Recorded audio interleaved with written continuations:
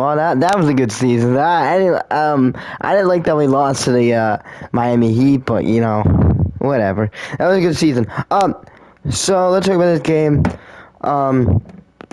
Julius Randle, effort in the whole entire playoffs, awful. Need him off my team. That's before we even started. I mean, man, how do you play so bad effort-wise? You're playing bad. Some role players play with better effort when they're playing bad. I see Terrence Mann, like a few years in the playoffs against, like, Rudy Gobert and the Utah Jazz. He's playing better effort than you are. Bro, what's the value for Julius Randle? I have no clue. Probably a second-round pick. But, now, Jalen Brunson was carrying. This is a game built down in the trenches. This is who's tougher. They are more experienced. I thought that we were tough and we match up and we competed. We competed our ass off. But Miami Heat are just better. They have more experienced players, man. They just have more experienced players, and we get that experience next season. I feel like next season that we're a lock for the playoffs. But the thing is that you need to keep progressing, Leon. I know you're like, oh, we made the second round, but you can't put your foot on the brake. You gotta keep on the gas, man. You gotta make not a big trade, but you gotta make. I say engage in talks for Zach LaVine. I mean, what we saw at the last game of the season, the playoff game, and that we just watched, Jalen Brunson literally had no one to play with that could shot create. Like, off the bench, no shot creators. Quickly, yes, would be that guy, but, even when Randall was in, Randall's going to struggle in the playoffs, but we just saw this. Oh, we going to have a point guard that'll take the pressure off of Randall in the playoffs. Now we need another shot creator that'll take the pressure off of Randall. RJ can't do anything when it comes to when it came to this game, man. He's not that good of a shooter. I mean, he can drive, but I feel like he's really, like, I think one step for him this offseason to get better creating one-on-one off the dribble, because I feel like there's some times where I think we can go to some wrinkles in the plays which would be easy. Just clear at the left side and give RJ the ball. Now I'm just sitting here waiting for the Knicks to do nothing. Nothing. They're not going to do anything. We're probably going to see the same team next season, because Leon doesn't make those big moves, but I could see us at least engaging and talking to the Chicago Bulls about Zach LaVine, at least seeing where his value's at. He's not going to be as big as the Donovan Mitchell thing. I mean, Randall might be involved. I don't really know who would be involved. Man, I don't want to get on the sticks right now, man. It did show you the rebuilds, man.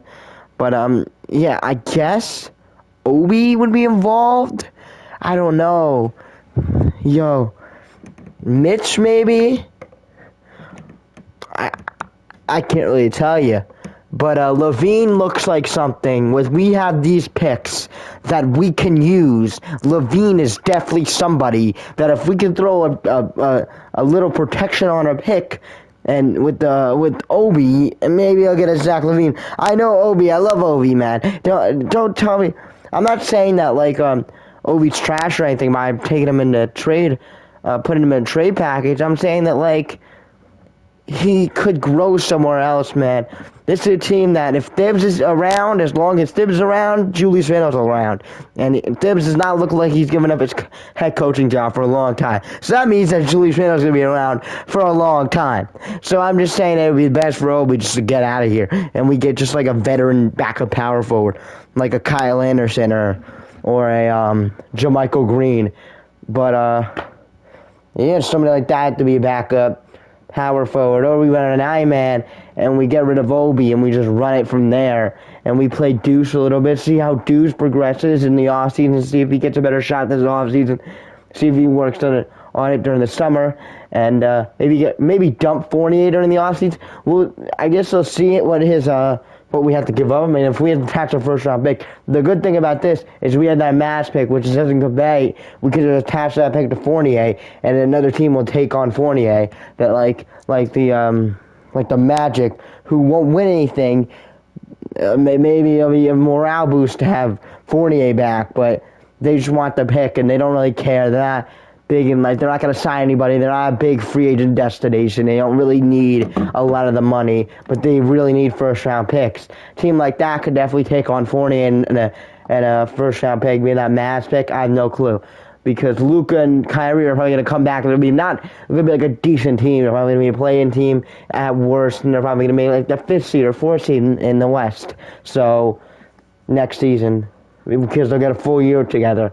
So, whatever. I mean, I'm more talking about the game. RJ played awful. Not really like to say RJ played awful. Jalen Brunson played his ass off. That's practically it. I mean, Thibs was awful with his rotations. I think he could have staggered Randall and Jalen and staggered their minutes like Spo done. Well, even though, I mean, it wasn't, and I'm not even compared to Spo because he had freaking Kyle Lowry coming off the bench who could set up the offense. We have no one. Deuce McBride trying to bring up the ball against a full court and then trying to get the half court. Evans still have to play. It's just my eyes hurt. Like, I love Deuce, but like, man, a little bit too young to be doing that, bringing you in on a, because they knew he's a rookie and they bring like 15 people at him and he made a mistake. So that's it. Have a nice day. Let's go Knicks. And yeah, that's it. Peace.